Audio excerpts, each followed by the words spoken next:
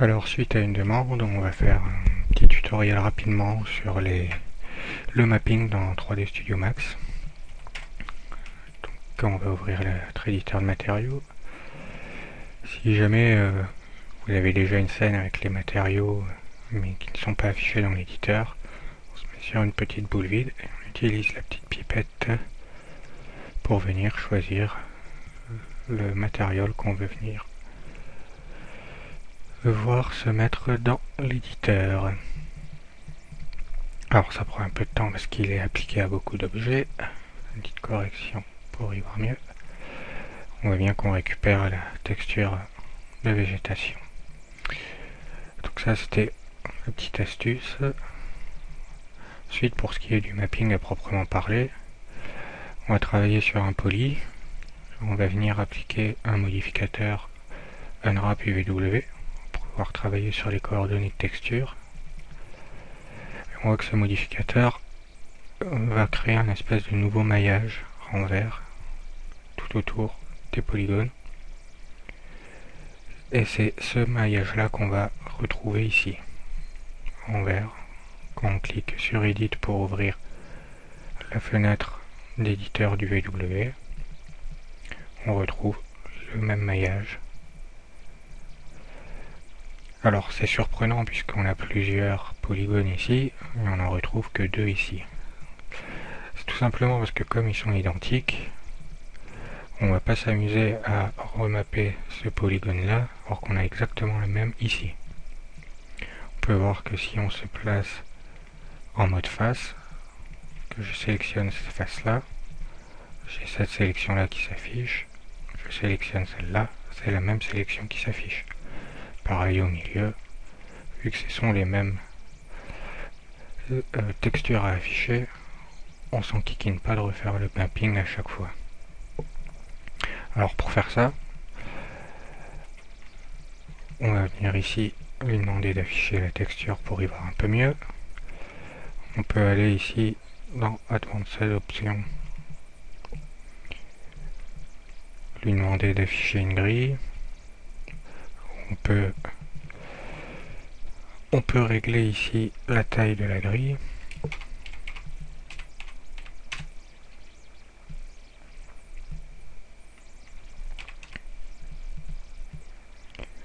Donc peu importe, hein. Moi perso j'en mets pas.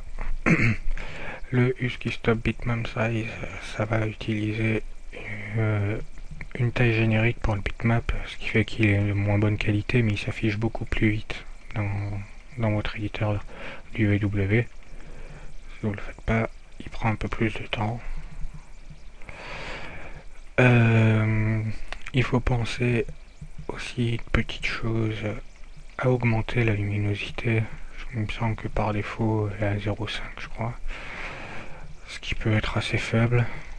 Alors c'est pratique pour bien voir la délimitation de la limite des mappings, cette bordure vert fluo. On la voit bien quand c'est foncé, bon, je trouve qu'on voit aussi bien et encore mieux. Donc on met OK. Et pour faire en sorte que ce soit toujours cette configuration là de l'éditeur du VW qui s'affiche, c'est-à-dire qu'il n'y ait pas la grille et que la luminosité soit 1, dans Options, on fait Save Current Setting as Default. Comme ça, à chaque fois qu'il s'ouvrira, il gardera ces paramètres-là. Donc maintenant, on se place en mode face. Ici, Subobject Mode Face. On vient sélectionner les parties qu'on veut venir mapper. Par exemple, si sur cette partie-là, finalement, je veux afficher cette partie-là, je ne dois pas déplacer. Parce qu'on voit que les vertex de mon mapping sont soudés entre eux et je vais créer des sérieux problèmes aux alentours. Donc il faut d'abord faire un clic droit, break, pour casser la liaison de ma sélection avec le reste, comme ça elle est totalement indépendante. On voit bien que je n'ai plus de problème à côté. Et je peux maintenant placer ces polygones absolument où je veux pour afficher l'image qui m'intéresse. Alors on va voir que ça va pas être dans le bon sens puisque on voit que le sens de ma diagonale va vers la droite. Donc ça voudrait dire que ce polygone-là se retrouve ici, et que celui du milieu, c'est celui-là. Alors c'est bien, mais je voudrais faire l'inverse. Moi, je voudrais que ce soit celui-ci qui se retrouve ici. Alors on a ici un petit outil de symétrie qui permet de faire soit un miroir horizontal ou alors un miroir vertical, selon ce que vous avez, la position a changé. Et là, si je désélectionne, on voit bien. Bon, on voit bien. Vu que dans Max, par défaut, il pourrit un peu les qualités dans le viewport pour que ça aille plus vite, on va faire un petit rendu pour voir qu'on a bien mes polygones qui sont mappés différemment. Alors, il arrive aussi souvent qu'on n'ait pas un maillage tout propre, qu'on est même loin d'avoir un maillage propre. Alors on va faire un petit exemple. C'est vraiment pour l'exemple, donc on ne se soucie pas des proportions, quoi que ce soit. Si vous avez construit votre route et puis que vous devez agrandir, par exemple rajouter des polygones, vous aurez un problème parce que les coordonnées UV, W de ces deux rangées de polygones que je viens de faire ne sont pas créées, elles vont être aplaties. On va voir ça tout de suite en appliquant un modificateur Nrap UVW. On ouvre notre éditeur d'UVW et on va voir que mes polygones, si je retrouve bien mes 4 polygones ici, je ne retrouve pas ceux-là. Ceux-là, on voit qu'ils sont juste représentés par une ligne. C'est-à-dire qu'en fait, les 4 points se retrouvent aux mêmes coordonnées. Ces points-là se retrouvent aux mêmes coordonnées que celle-là, et ces points-là se retrouvent aux mêmes coordonnées que celle-là. Tout se retrouve sur une seule ligne, ce qui fait que votre texture ne sera pas affichée correctement. Donc pour faire ça, pour redéplier notre texture, on va sélectionner les polygones qui ne sont pas bien faits, qui ne sont pas dépliés. On va casser le lien qui existe entre ces polygones-là et le reste de mon objet. Et je vais pouvoir ici trouver dans Mapping, Flatten Mapping, alors plusieurs options. Bon, là, celle qui va nous intéresser, c'est un Flatten Mapping. On va voir plusieurs possibilités. Donc d'abord le Flatten Mapping qui va nous permettre d'aplatir très proprement, comme ça on se retrouve exactement avec la même chose. Alors là pour le coup, je vais baisser la luminosité à 0,2 pour qu'on voit le maillage. On se retrouve avec un mapping sensiblement identique. Alors la deuxième solution, une des autres solutions, consiste à bien casser le lien, puis ensuite à venir dans la liste ici, trouver planar dans les paramètres de texture, donc ma paraméter vers planar, et on retrouve nos polygones dépliés. Alors, tant que vous êtes en planar, vous pouvez rien faire d'autre. Vous pourrez déplacer si vous voulez le gizmo, mais je veux dire, vous pouvez pas modifier ici. J'ai plus rien qui me permet d'agir sur mon maillage. Par contre, j'ai ici les options qui me permettent d'aligner mon maillage en fonction de différentes contraintes, soit sur l'axe X, soit sur l'axe Z, soit sur l'axe Y, soit demander à Max de faire un meilleur alignement. Il va faire ça en prenant la moyenne des normales de chaque face.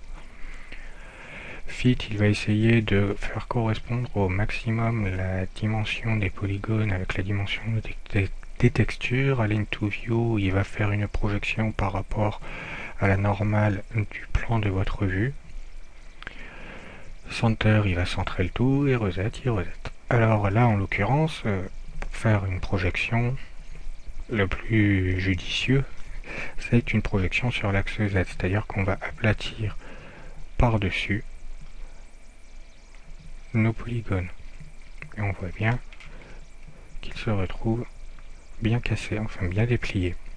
Si on avait fait un alignement sur l'axe Y ou X, on aurait retrouvé la même chose qu'au début, c'est-à-dire un mapping tout plié sur une seule arête. Voilà. En X, on se retrouve avec donc un mapping sur deux côtés. Je vais enlever pour qu'on voit que si je me mets en vertex, on se retrouve avec ce vertex là, le vertex du milieu qui est représenté ici, et la troisième qui va être celle-ci. Si on avait fait un alignement selon l'axe Y, on se retrouverait avec 4 points, puisqu'on l'alignerait par cette direction. On peut vérifier, en alignant Y, on décoche planar pour pouvoir déplacer et mieux se rendre compte qu'on se retrouve bien avec 4 points qui représentent bien ici, puis celle-là, celle du milieu, et ainsi de suite. Donc, faire attention de bien projeter dans la bonne direction. C'est pour ça que c'est aussi important de faire le mapping avant de positionner les objets, parce qu'une fois que vous les positionnez, vous allez souvent devoir les faire pivoter pour les aligner sur votre terrain, donc les axes X et Y, Z vont plus trop vous servir pour pouvoir faire votre mapping correctement.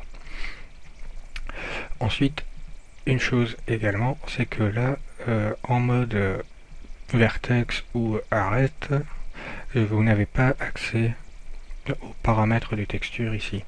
Il n'y a que dans le mode face que vous allez pouvoir y accéder. Alors, vous avez différents types de projections en fonction de l'objet que vous avez ou de votre sélection. Si vous avez un cylindre, vous pouvez automatiquement, vous voyez le gizmo du cylindre qui apparaît. Bon, comme c'est pas un cylindre, c'est pas terrible, mais c'est pas mal pratique. Donc on décoche planar et puis on va pouvoir venir replacer correctement nos nouveaux polygones et puis leur donner la même dimension. Donc donner la même dimension, on se replace au-dessus et puis on vient donner les mêmes dimensions. Alors on peut voir que donner les dimensions comme ça c'est assez fastidieux parce que bon voilà, hein, on est un peu fainéant. Alors il existe une autre technique qui va consister, alors je supprime tout ça, on va remettre un modificateur unwrap, je refais edit, on voit bien qu'on se retrouve toujours avec mes polygones qui ne représentent rien, enfin qui ont des coordonnées texture défaillantes. Alors je rebascule les options pour qu'on y voit. Ok. Alors ce que je sais, c'est que cette série de polygones, elle est identique à celle-ci. Donc il serait judicieux et intéressant de prendre cette série de polygones, de récupérer leurs coordonnées de texture et puis de les copier sur celle-ci. Ça serait tellement simple. Et bien on peut. On sélectionne les coordonnées qui nous intéressent, on copie, on sélectionne celles qui nous intéressent, on vient casser, toujours bien penser à casser le lien, parce que là j'ai un lien qui existe entre cette colonne et cette colonne là, donc bien casser le lien pour pouvoir, et on voit d'ailleurs qu'en cassant le lien, j'ai bien un nouveau trait vert qui vient me dire que cette section là est à part, comme cette section là est à part. Donc je peux venir faire paste pour venir coller les coordonnées de texture de cette colonne-ci sur cette colonne-là. Alors en faisant ça, je superpose mes coordonnées de texture, c'est-à-dire que celles-ci sont les mêmes que celles-là, et celle-là se retrouve à la place de celle-ci, mais pas au-dessus. Et si je déplace celle-là, je ne déplace pas celle-ci. Donc on peut faire la même chose après. Maintenant qu'on a la même chose, on vient copier ici, on sélectionne le reste, et on paste, et on replace. Alors, on peut voir que là, il y a une erreur. Grâce à notre couleur de maillage ici, le vert qui indique les limites extérieures des coordonnées de texture, et les bleus par contre, ça indique où est-ce qu'elle se colle. Où est-ce que cette bande-là se colle à cette bande-là. Alors là, on le voit pas, parce que j'ai pas une texture qui permette de le visualiser, donc on va en mettre une.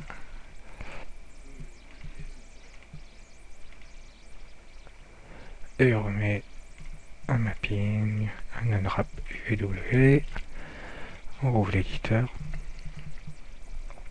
et on va se rendre compte du problème qu'on a ici.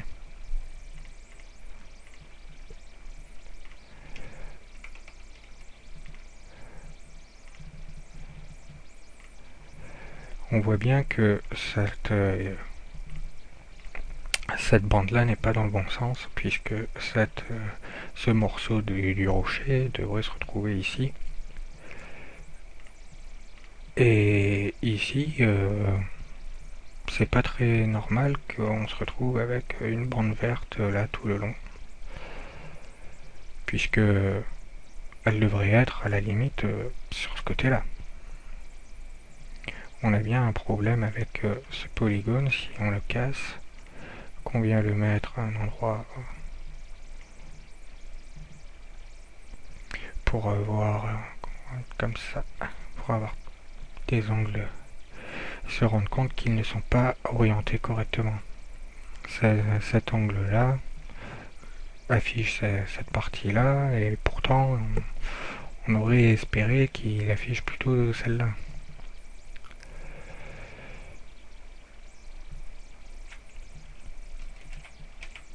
Donc on va faire une autre solution pour reprendre toute cette section-là. On sélectionne l'ensemble. On va venir faire un break histoire de s'assurer que tout est bien cassé. Et un planar, un alignant Z. On défait le planar et on se retrouve avec cette fois un mapping parfait. On peut avoir par moment besoin de casser des vertex et de les ressouder entre eux de façon un peu différente. Donc là ça va être juste pour l'exemple.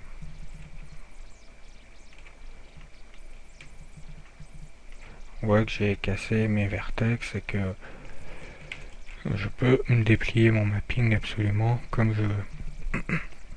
Après je peux les ressouder bien évidemment.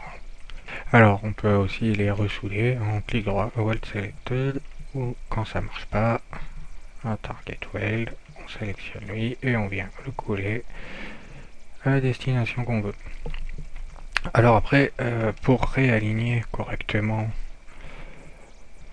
on s'embête pas non plus, on se met bien en mode Freeform Scale, on maintient la touche Shift appuyée et on vient réaligner le tout. Donc voilà pour 3-4 trucs sur le mapping.